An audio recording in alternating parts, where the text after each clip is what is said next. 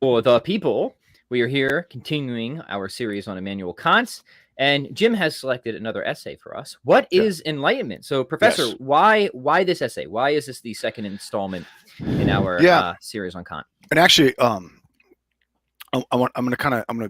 gonna mess with you a little bit too. Okay. Let's do So it. I want to talk about the idea for a universal history with cosmopolitan intent too. Cool. But don't worry, they dovetail really well, and it's easy for us to hit these. So why these two? Okay. So we did last time we did what is to orient oneself in thinking, and that essay I think really gives you, if there is a 30,000-foot view of Kant's philosophy, right? I think that is like the most accessible piece, right? Yeah.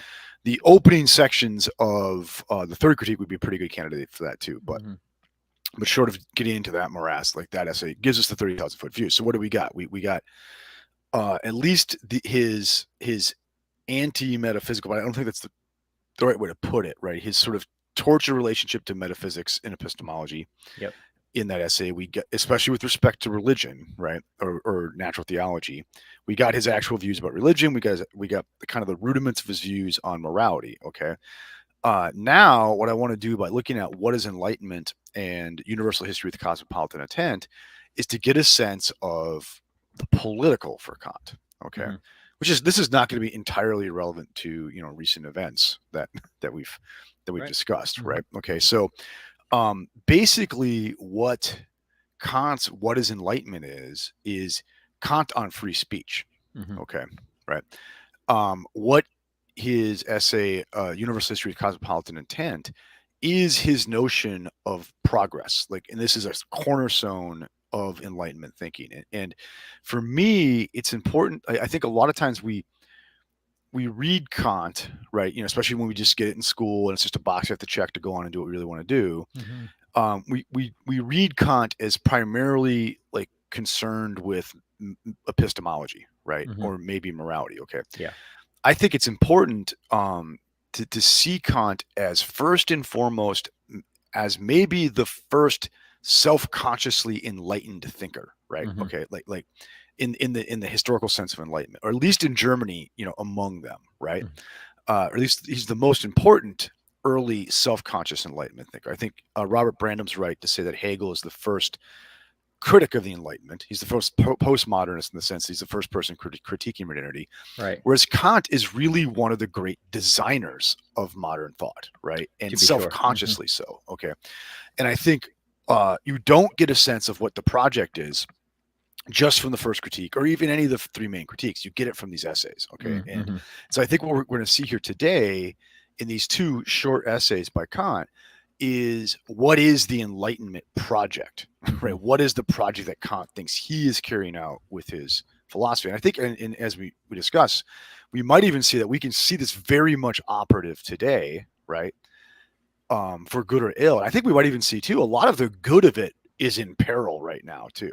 Okay. So yeah, especially on the speech side of it. Yeah, really good. So, I mean, this essay is so short. I was almost tempted just to read the entire thing on air, but I don't think we need to do that.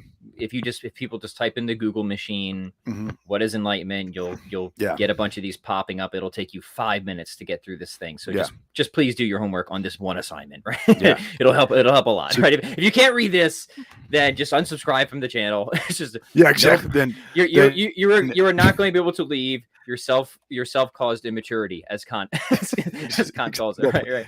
You sir are a minor. Right. So I don't know what else to say. But. Yeah, and actually, that's well played, right? And a lot of times, when people ask us, how should I start philosophy? Well, we always say read the book, right? Right. And I know, the critique of pure reason, tough sell there. Okay, a literally 5-page essay that Kant wrote as part of a popular essay contest, you can do it. No excuse there. I do appreciate, I talk a lot about Bernard Lonergan and insight, but dang man, that is an investment. And I understand why somebody might not read that book, right? And I'm not going to say everybody has a job that costs them 14 hours a week. Right. Right. Okay. But at Right. least this stuff everybody can and should read. So very good. All right. How do you want to kick this one off, Jim? Okay. So if you don't mind, Pat, if you can cut me the latitudes, I want to start with the universal history of cosmopolitan intent. Let's do it. Yep. And the thing to note is that essay is just Kant commenting on 9 short theses that he advances. So it's going to be very easy for us just to like talk our way through it. Boom, boom, boom, boom. Let's do it. Right. Yeah. Okay. So this essay, an idea for universal history with cosmopolitan intent from 1784. Okay. So it's after the first critique. Okay. So he's sort of established now. All right. Because Kant, spent most of his life just as like a relatively obscure figure, teaching at a good university, but not a major figure. And then relatively late in his life, I think he might even in his 60s, he publishes the Critique of Pure Reason, and boom, it goes off like a bomb. It's never too late to keep pursuing. It's never too late, man. It's never too late. There's hope for me. Okay, so anyway, Kant starts out this essay by basically pointing out that he thinks that there are laws of human history. Okay. And put this in like Kant sees himself in many, many ways, especially in the first critique, as a defender of Newton. Right. And so, just as Newton discovered, and before him, Galileo discovered laws of motion, then what did Hobbes say? I'm going to discover laws of human politics, like laws of human behavior. Right. And we'll be able to exploit those and make things better. Okay. Right. And, with Hobbes, you might wonder like what was the real intent there, but another story. Okay. And now Kant is picking up on a pretty standard, early modern theme. Like, well, okay, if there's laws of physics, there should be laws of politics. Okay? Yeah, right. And now you have to be careful because Kant is the most in the tank libertarian free will guy that's ever walked the earth. Okay. So he's not saying human behavior is determined, right? Yeah. But at the phenomenal level, like we can say there's like predictabilities in human behavior. How do I become a card carrying member of that party that you just described? In the tank libertarian. Yeah. Great. Yeah. Because I am one. Yeah, you are. Yeah. I'm right there. Second only to Kant. Yeah, despite my differences with Kant, we at least have that in common. We have that much, yeah. We can agree on that. Okay. So in light of that, he advances these propositions. I believe there's 9. Let me double check that. Sorry. If it's always 9. It's 9 or 13. It's always 9 or 13. Yeah. Can't do 10. 9. It's not interesting. 10's too cliche, right? Okay, so he advances in light of that these 9 propositions, and I'm just going to read the propositions and kind of gloss them. This is gonna set up what is enlightenment for us. Okay. All right. So first proposition: all natural predispositions of a creature are destined to unfold completely and according to their end. Okay. Now, note Kant is a teleological thinker, and the third critique is there to prove that. Okay. And he doesn't think we can make sense of anything without teleology. Okay. He doesn't think you can deduce a designing intelligence from it, but he doesn't think you can ever make sense without treating the universe as if it were run by designing intelligence. Okay. So because of that, Kant would say, and he thinks it's a presupposition of all science, especially biology, right? Especially psychology. Yeah. He has these like performative transcendental arguments just all throughout his work, right? And he doesn't think you could do science without the implicit, it doesn't have to be explicit, but the implicit background assumption that somebody's running the show. Yeah. Okay. And this is a great application. I'm just saying, well, look, given like sense making means things have capacities, but it doesn't make sense that things would have capacities that they don't fulfill. Okay. So he's already thinking in kind of a 19th century, on the way to 19th century evolutionary model of everything. So things don't just show up as completed, in their capacities. They've got to work towards, they got to develop towards it. So we're like moving our way toward Hegel here, or we're moving our way towards Darwin here. Okay. And Kant says, so things show up, they have potencies, they have capabilities that they don't exercise yet, but it is inevitable that they will. Okay. So that now next thesis, second proposition: in man, as the only rational creature on earth, those natural predispositions which aim at the use of reason shall be fully developed in the species, not in the individual. Okay. So what he's saying here is first thesis says, look, reason, if you have a capacity, it's got to be fully realized. Okay. All right. So humans, we have the capacity to be rational, But the problem is like most of us don't pull it off, right? Well, All right. it's a really polite way of putting that. Yeah, exactly. You know what I mean? He's like, well, you've met humankind. I was reading a critique of John Rawls' book the other day, and somebody just Yeah. said it was overpraised. Often discussed and overpraised. So that's a really nice way of criticizing. Yeah. So Kant would say, you know, the human nature in the individual has been greatly overpraised, right?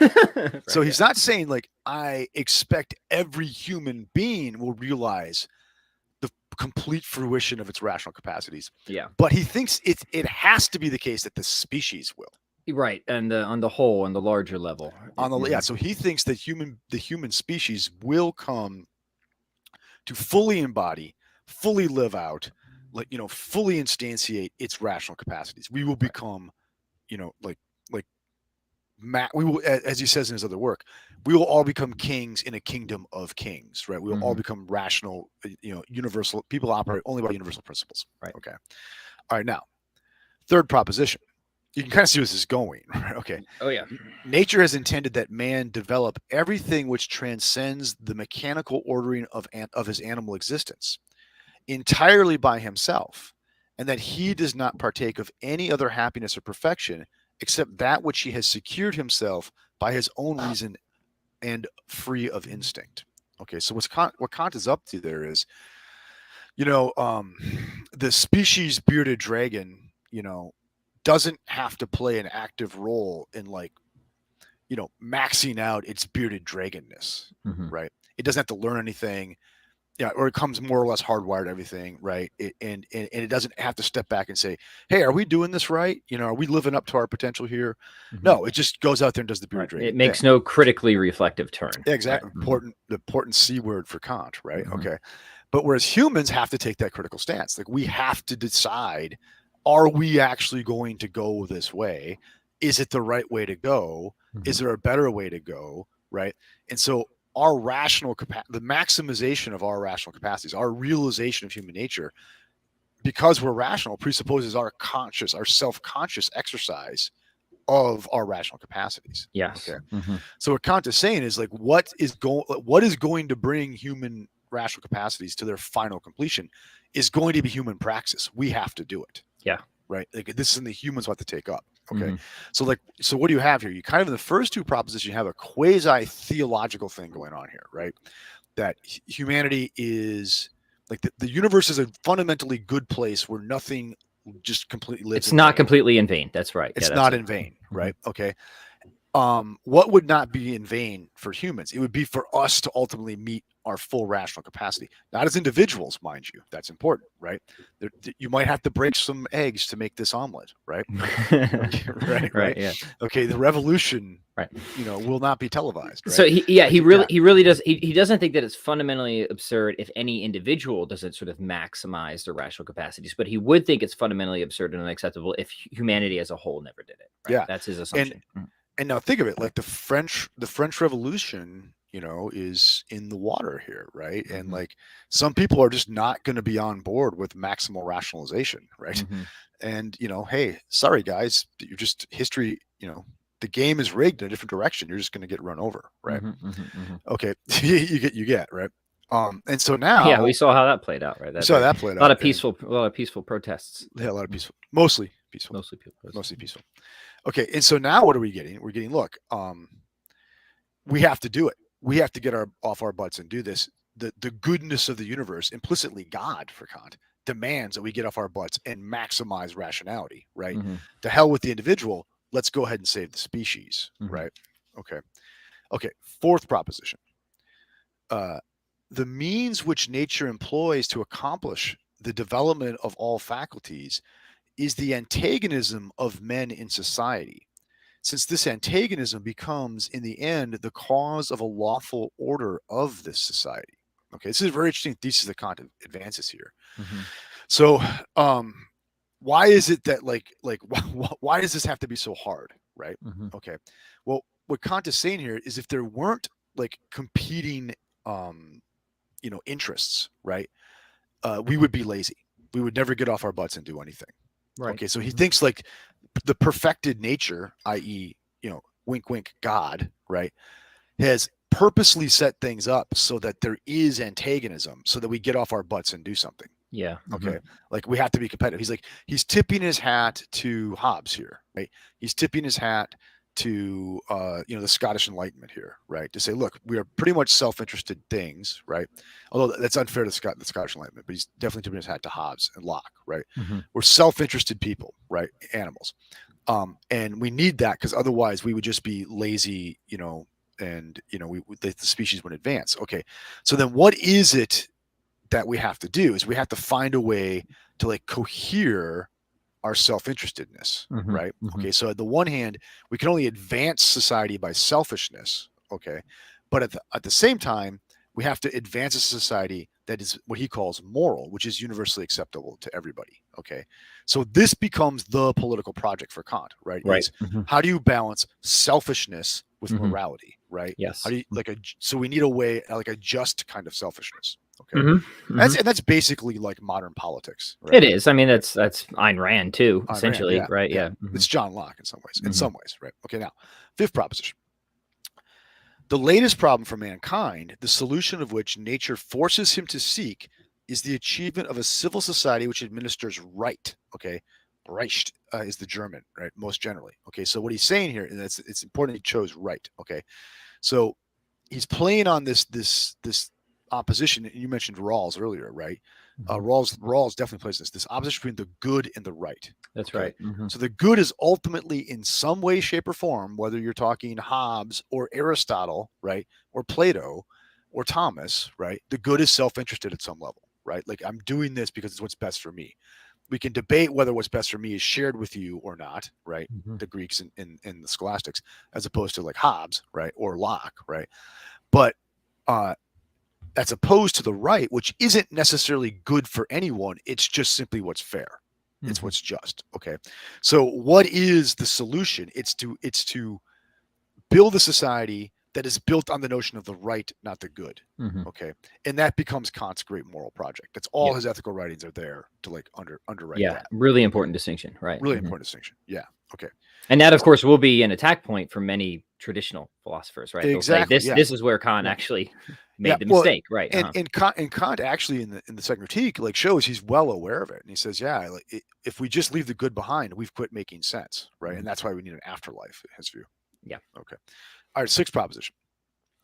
This problem is the most difficult, at the same time the one which mankind solves last. Okay, so what he's saying is like, we haven't done this at all yet. Like he looks at contemporary in his time civilizations, and he's like, they're all built on the good, right? So they're all just selfish and competitive, or they're oppressive, or what have you. And we haven't done this yet. We need to fix this, right? It's good, but remember, for Kant, the game is rigged. We live in a good universe.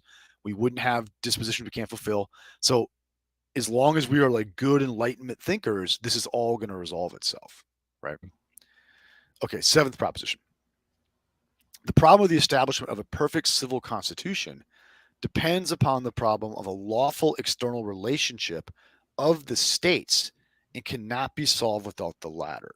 Okay, so what he's saying here is, as long as you have the possibility of external threat to your state, you will always have internal competition getting in the way of the right. Okay. Because there's always going to be like the possibility that somebody might side with an external faction and throw off the fairness factor. Right. Okay.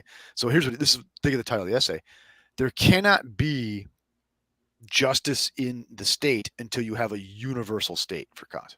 You have a universal justice, right? Until you can't eliminate competition within the state till you've eliminated competition among states. Okay. Yeah. So the goal has to be international enlightenment. We can't keep the Enlightenment, the revolution, at home. You need Napoleon to go spread it. That's right. Yeah. Right? Okay. Yeah. Right. Yeah, you know what I mean? Like you really, I'm not saying like Kant specifically has Napoleon in mind, but this is the thinking, right? This is the thinking. Like you can't have non-democratic institutions states out there not on board, right? If they're not on board, you're going to have to pretend like they have nuclear weapons and invade them, right? Okay, to get them on board, right? Okay, familiar story. Do you see that? Okay. All right. Now, eighth proposition. The history of humankind can be viewed on the whole as the realization of a hidden plan of nature in order to bring about an internally and for this purpose also externally perfect constitution, since this is the only state in which nature can develop all predispositions of mankind. Okay. Mm-hmm. So what he's saying here is it is like nature has rigged it. Like history is going to come to this end of a That's right. universal enlightened state, right? Mm-hmm. Where that's built not on the good but on the right universally. Mm-hmm. Where the only thing that we're really worried about is universal rights, and it's Mm-hmm. all shared across all rational beings. Yeah. Mm-hmm. Okay. Quite the thesis. Mm-hmm. Quite the thesis. But you can see like this thesis has in many ways, I mean, I think this is the most influential, least discussed thesis in modern philosophy. Yeah. Do you see what I mean? I mean, like now, like look at like really like the people who like the philosophers like actually had historical effect outside of the academy. You know, following Kant, like Fichte, Hegel, Marx, right? Okay, into the 20th century. This is it, right? Mm-hmm. They all think it's nature, God, the world, whatever. It's just going to this direction of a universal state. That's right. Yeah. Okay. I mean, if you didn't know this was Kant, you would have thought it was Klaus Schwab. Or Hegel, right? Yeah, Klaus Schwab, same guy, right? Yeah, any of them, right? Yeah. Uh-huh. You see what I mean? Like yeah, so. Of course like, I do. Yeah, I mean, I find this. I mean, in many ways, I'm a Kant fan, but I find this like a very like troubling, spooky text, right? Mm-hmm, because you can see what we've been talking about is the complete. Since the inception of Enlightenment, like what we've been talking about here is like the complete erasure of all difference globally. Yes. Right. Uh-huh. Right. He's setting the globalist agenda, no doubt. He's setting the globalist agenda. Right. I mean, like I should say the globalist agenda like set itself by this. Right. Right. Yeah, that's probably a better way of putting it. Right. And the ninth proposition. A philosophical attempt to write a general history according to a plan of nature, which aims at a perfect civil association of mankind, must be considered possible and even helpful to this intention of nature. Okay. So all of like the great, like, you know, histories of the future that are coming in the 19th century are making good on this promissory note that Kant's writing there, right? Saying like, no, we can essentially, if we understand the laws of history right, write the playbook for like the final enlightenment of all of humanity. Right. Yeah. Right. And those become like these great science fictions written by Marx, right? I was just gonna say, thank you. You said it so I don't have to, right? Yeah, that's great. Right. Okay. And so, I think, I mean, I'm not saying like if you don't like this picture, like every piece of Kant now becomes like dangerous and stuff like that. I'm not saying at all, but I think to understand what really motivated Kant, it is this Enlightenment project. Of course. It's this Enlightenment project. Yeah. Okay. So wait, we have one more proposition. Is that right? No, that was number 9. That was number 9. Okay. So anything else you want to say about that before we turn to? That's it. Yep. So now we turn to what is enlightenment. What is enlightenment? Okay, and you can see why. Okay, you can see in a lot of times in edited editions, these essays are like they're paired, right? Yeah, it's a perfect setup. As you pointed out, when Kant answers the question, "What is enlightenment?" he says it is the emergence from self-caused immaturity. Self-caused immaturity, yeah. And a lot of translations you'll have minority, right? Okay. One of them, I think Plur. I've got both in my translation. Yeah. There's one of them. Which one is it? I can't remember who does it. Anyway, one I like is not the one I have in front of me. Is self-incurred tutelage. I like tutelage, right? Because like, what is tutelage? It's being taught, right? It's being like kept under the wing, right? Like letting someone tell you the answers for the exam to prepare you, right? Right. And I was just going to say, he says that it's self-caused, not because it's due to a lack of intelligence, but because it's due to a lack of determination and courage to use the intelligence you have without being guided by another. Exactly. Right? Exactly. Okay. And that's literally just the first paragraph. And so and you look, like thinkers are complicated. They're not always entirely consistent. Right. And I think it's easy to read universal history as this almost like totalitarian nightmare kind of thing, like this Klaus Schwab, we're gonna just like shove down the throats of all the individuals who aren't rational, the principles of rationality, and we're gonna have global government and all this. Okay, that's right. We're gonna tell them what the experts say, and they better trust the experts. They better trust, because it's gonna be a rational society. And if you're not on board with universal reason, then we have a nice gentleman named Robespierre who can take care of this, right? Very quickly. That's very quickly. Yeah, it won't hurt a bit. Don't worry. Yep. Okay. And but in this essay, he's pushing for an immense amount of freedom for the Yeah. individual. Okay. Right. And so it's like, so what is freedom for Kant? I think is a Mhm. tortured issue, right? Because like you kind of got a very authoritarian notion of freedom, like oxymoronically in the Yep. previous one. In this essay, this is Kant at his libertarian best, Yeah, right? so this is Yeah. important. Let's draw this Yeah. out because I think this is a really important contrast.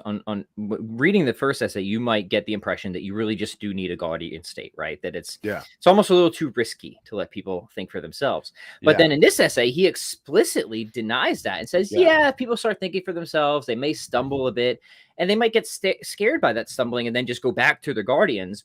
But the Yeah. truth is, after most people stumble for a while, they will learn to walk. And the problem is that the guardians give them the scare of the stumbling, but never encourage them to keep stumbling until they walk. So you have this, you Yeah. have this really interesting point of tension between these two Yeah. essays. Mm-hmm. Exactly. And I think this is, by the way, this is the tension of modernity, right? Right. You know what I mean? It is the tension of modernity, right? And so, so a little context of the essay. So he answered this, he won a prize in an essay contest that was That's sponsored by the nice. Prussian state for this. And now keep in mind, the Prussian state, these are authoritarian people, right? Okay. But they're trying to figure out what to do with the new freedoms that are coming about and things like that. And specifically, religion's an issue. Like, and do we have a a, a politically established church or not? And and they're going to, okay. And if we do, what will the freedom of pastors and ministers be, and theologians and scholars within that church? And so Kant is in this essay in a very careful way is weighing in on that, right? Mm-hmm. And so, first he says, look, if we're going to be enlightened despots, right, you Prussian authoritarians, then you have to let people graduate themselves from their self-incurred tutelage, right? We have to think for ourselves. And now he's very clear in this essay that thinking for yourself is not just declaring yourself to be a chicken, right? Okay, it is operating by the absolute principles of reason. Okay, so Right. if I'm thinking for myself and Pat Flynn is thinking for himself, we are going to come to the same conclusions in Kant's view. We should, Right? right? Yeah. Yeah, Mm-hmm. we should, right? Like what thinking for yourself is operating by universal, and we saw this in how to orient oneself in thinking. So I'm not going to read the exact quotes here, but this is Right. the recurring theme in Kant. To think for yourself is to actually leave your emotions aside. Kant does not see your emotions as part of yourself. They are external influences on you in Kant's view because they're caused externally, right? And so to think for yourself is to operate by reason alone. That's it. And if so, my rational it's super Spockian. It really is super right? Spockian, yeah. If my rational self and Pat Flynn's rational self are the same dude. So if we're both thinking for ourselves, if we've oriented ourselves in thinking, right, then we come to the same conclusions. So he's not saying everything goes, think for yourself, dude, right? You do you. That's not what he's saying at all. Yeah, he's not a your truth, my truth guy. He's not a your, and people miss this. And I think he's been caricatured because he says things like think for yourself. Okay. And so what is enlightenment then? It is to not accept non-rational authorities, to not accept authorities that do not justify themselves by reason, right? And just because you're a Prussian aristocrat doesn't mean you're rationally justified, okay? So he's demanding rational justification for anything you would ask of anyone. You cannot ask me to do anything in Kant's view that you cannot provide universal justification for. Okay. Right. Now, since we're not all maximally rational, the authoritarian problem is going to come in there. Okay. Right. Okay. And depending who's running the CDC and all that. Okay. But he then transitions and he says, look, if you most people want I love this. He's like, to tell them, they want a preacher to tell them what to believe, right? They want a professor to tell them what is true. Doctor to tell them what to eat. Doctor to tell them what they eat. And they don't want the responsibility of figuring something out on their own. Like, so he sees the great human temptation is to offload our self-consciousness onto something else, right? To let someone else decide it for us, right? And he's saying, it's interesting. So he wants you, like, he doesn't want you to like take a medicine you don't understand, right? It is a pretty extreme position. Right? Yeah, he doesn't want. I know, and like, okay, if we really did this, it'd be a problem. He doesn't want you to like, sit and listen to a sermon that you don't understand, right? Right. That you haven't worked out the systematic theology yeah, for you haven't worked the yourself. Right. systematic theology, right? So like, you can see it's like this very, very like It's an libertarian thing. enormous epistemic burden he's trying to It's place on yeah. people. It's so and that's a good way to put it. Is like, and that's one of the ways I think of Kant is like he places this incredible epistemic burden on the individual, right? Okay, most people aren't going to be able to live up to that. So then it seems like most people are just going to start to be like rational cattle. We would worry about. Okay, right. Okay. So what the essay then becomes, I think this is the less important part of the essay, but the essay that's becomes is Kant is, and you've seen it, is he's trying to sort out like what would the free speech rights and responsibilities be for a pastor in the state, the church established by the Prussian state, right? And it's interesting. He says this is really kind of cool. I think if you take the job as a pastor in this church, you have no right to preach contrary to the creed of that church. Now, he says in your scholarship, you have every right to say what you think is actually true. But when you like put on like the uniform of the pastor in that church, you sign a contract, son, and you need to toe the line. I think this is very interesting, right? So, and I think it's a lot like what you see in was it Ex Corde, right? The mandatum that Catholic theologians need to teach at Catholic schools, right? Is they're not, my understanding now, and please correct me if I'm wrong, my understanding, it doesn't mean they're not taking an oath of fidelity. What they're saying is, I won't teach as Catholic doctrine something that is not Catholic doctrine. Right. So you could have a non-Catholic teaching theology at a Catholic school, right? That's right. Okay. But that person can't stand up and say, hey, sola scriptura is really what the church's doctrine or what it should be. Yes. No, but they can write whatever they want independently of that, right? I think it's an interesting Kantian principle behind that, and I think it's a really reasonable principle, right? But Kant does think privately in terms of, but privacy meaning when you're not representing some institution. So when it's just Jim's thought, I should be able to say whatever I want as long as I can justify it rationally. Yes, right. Do you see that? Okay, so I could see like someone works for like a government bureaucracy, and whatever their views about, say, the environment are, right? They don't have the right to like stand, with like the seal of the Department of as representing that institution. as representing the Department of like Natural Resources or something like that, and say this is what I think. It's like you have to toe what the institutional line is. I think that is right and good, right? But I think we should not have any say on what someone writes and publishes outside of that. I think Kant's hitting it just right here. I think so. Yes, it does. Yeah. Right. But now, what happens when that runs afoul of like the universal project of like Enlightenment history? Now, interesting question. Indeed. So at the end of the essay, it really all does come down to freedom for him. He says we are not in an enlightened age, but we are in an age of enlightenment. Yeah. Much still prevents men from being placed in a position to use their own minds securely and well in matters of religion. So he is very concerned about thinking well in matters of religion, right? Yes, he is. Yeah. But I'll just read the last sentence here. But we do have very definite indications that this field of endeavor is being opened up for men to work freely and reduce gradually the hindrances preventing a general enlightenment and escape from self-caused immaturity, right? And those and what's needed there for Kant is freedom. Yep. Yeah. Awesome. Now, and I'll say this is I use this essay with my like novice students, right? Because I think that call to think for yourself, I think he's dead right on that. Right. And when we talk freedom, he really means freedom. I'll just quote him here: to make public your use of reason in all matters. To make public your use of to make public your use of reason, right? Like not your like feelings about being, a caterpillar. Right. Right. So he would hate so much of the modern narratives, right? That use bully tactics, social pressures, intimidation to really shut down any sort of rational discourse. Kant, I would like to think Kant would be supremely against all this nonsense, right? Oh, I agree. Right. Just the idea that something you cannot rationally justify being relevant to public discourse, Kant would have no tolerance for that. Right. Exactly. Right. And so I kind of the reason I want to do both these essays is maybe this is self-indulgent, but it brings out my love-hate thing for Kant. Right. Yeah. I absolutely love what is enlightenment. I'm freaked out by the universal history of cosmopolitan intent, right? I mean, like, Right. I'm like, oh my gosh, right? That's I This is think why that's we invaded, so invaded fair. Iraq.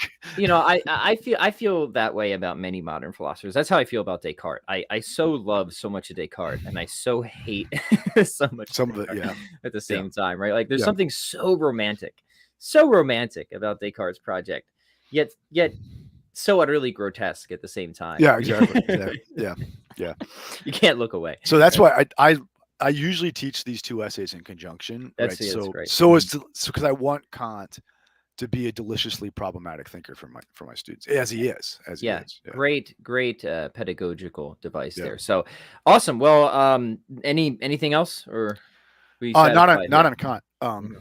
Oh, the course, the big course. We got to mind if I should? Yes, Yeah, of course. Plug away, good professor. I'm gonna, Get ready, ladies and gentlemen. I'm going to drop a link right here. Let's do it. The professor has finished his latest course. Give us the details, my friend. I have a 2-lecture course. One's an hour, one's 45 minutes. It's not formal read prose like the last course. It's me talking my way through PowerPoint slides.